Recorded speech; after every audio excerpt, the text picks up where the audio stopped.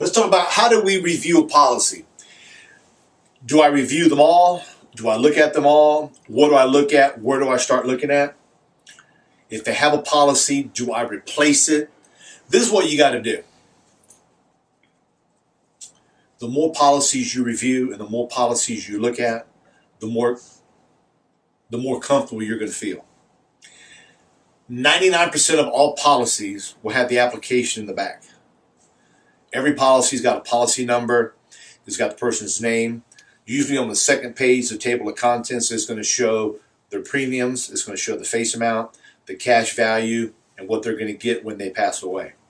So you're going to have to look and see if there's a 2-year waiting period, 3-year waiting period, immediate benefits.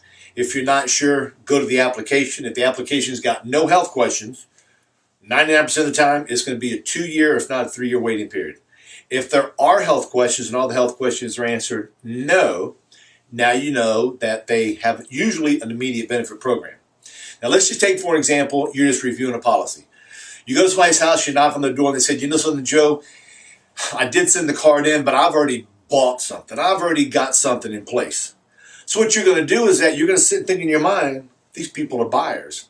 Do I sit and say, oh, this is a bad lead or I'm going to be wasting my time? No, first of all, you need to learn about your competition. What kind of competition products are out there? Is there a 2-year waiting period, a 3-year waiting period? Is it a 5-year term? Is it a renewable term? Is it a 20-year term? The more knowledge you have about your competition, the better you're going to get at your job. So when you hear certain companies, certain carriers, you're going to get a little bit excited because you see there could be a possibility of you replacing the policy and at least reviewing it. Do not say, oh, I got a better program for you when you see they have a Mutual of Omaha or a guaranteed issue. Because when you say that and you just found out that they had a heart attack 6 months ago or they had cancer 9 months ago, you can't do anything for them. So this is my recommendations on reviewing a policy. Say what I would like to do is review your policy.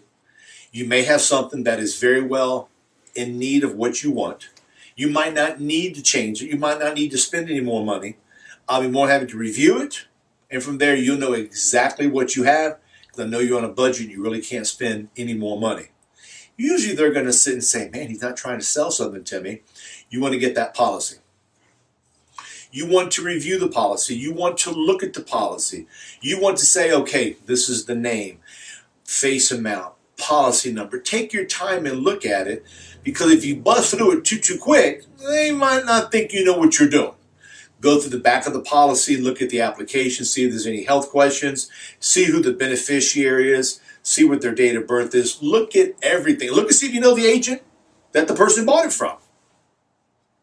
When you have all that information, and let's take for granted it's an immediate issue, they've had it for 6 months, and you're doing a review and you're thinking in your mind real quick, who can I put it with? What company can I move it to? Do they want more coverage? Are they happy with what they got? What do they want? So now what you're going to do, you're going to take a step back and you're going to go, you know something? After reviewing your policy, you have a very good company. You do have immediate benefits. You got a $10,000 program for $50 a month. Now, when you sent your card in, did you want to get some additional coverage? Did you kind of want to save some money? What were you looking at when you sent this card in? And they're going to tell you, well, I'm on a budget. I wanted to save money. I wanted to get some additional coverage. I don't remember why I sent it in, but you have their policy in your hand. So let's use that policy as a tool for you to at least get the opportunity to make a pitch to either add to or replace the entire program. Now, if they got a policy 10 years ago, possibility of you flipping it for something less expensive is probably not going to happen unless they paid an extremely high price, extremely high, and you come in with one of our less expensive carriers, but more likely you're not going to be able to. So if that is your first scenario, they bought 10 years ago, they've got a policy for $10,000, and let's say they're 60 years old, and you looked, you called me, and I'm going to say, hey, we've got nothing to flip it to. Why don't we sit talking about adding to it? The longer you live, the more it costs to die. I see you took something out. I'm going to tell you don't replace nothing. You've got some cash value in here. I wouldn't switch it. What about if we maybe add to the program you have. Let's get you maybe another one for $500, $7,500, $10,000, because the longer you live, the more it costs to die. That's option one. Option two, they might sit and say, I've had it for 10 years and I don't really know if I can afford much. So what you might do, you're going to look at the policy and see what is their cash value.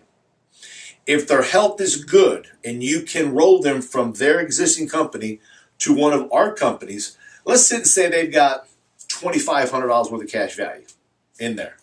You might sit and say, something, you told me you're on a actual budget. What if I was to design a program for you to get you about the same payment? Instead of getting you $10,000, maybe get you a program for $8,500, okay? And I can get this policy and we can cash it in, and I can put $2,500 in your checking account. So you got $2,500 and you've got $8,500. You've got $11,000 in coverage at the same price. That's number two. Number three, they've had the policy for 10 years. They've got $2,500 in there. They want to get more coverage. They're having a hard time making ends meet. They need money. They owe some money to somebody. You might make a suggestion, say, you've got a $10,000 policy for $50. What if I was to get you another $10,000 policy to give you peace of mind? $10,000 is what you want, and it's going to cost you, instead of $50, it's going to cost you $62.50. And what I'm going to do is that it's going to cost you a little bit more, but here's the nice thing. We can cash this policy in as soon as you're approved, and I can get, look over here in the policy, you show them the policy. What's this number say here? Cash value in 10 years. Have them look at it, have them tell you 2512. It says, well, the way these numbers work is at the end of the year is what it shows. We're in October. Come December when you got it, you're going to have a little bit over $2,500 in there. So what if I get you set up in another program for $10,000, pay a couple dollars more, and cash this in and get you $2,500 in your checking account to do whatever you want with it, because basically that's your money. Number four, if somebody's got $2,500 in a $10,000 policy, they're making premium payments on $7,500 because they've already got $2,500 of their own money built in there. That's another way to look at it. Take that $2,500 out, get me a $7,500 policy that might be hopefully a little bit less, but it depends. Do the math, because what happens is that you need to give the client different options for them to think about. Because when we go in, we want to strong arm and sit and take them down, all that stuff there. Go slow. Let me kind of tell you what I did for a couple before. It was a husband and wife, and we did this for him, and we did this for her. When you tell a story on what other people have done, they're going to like it.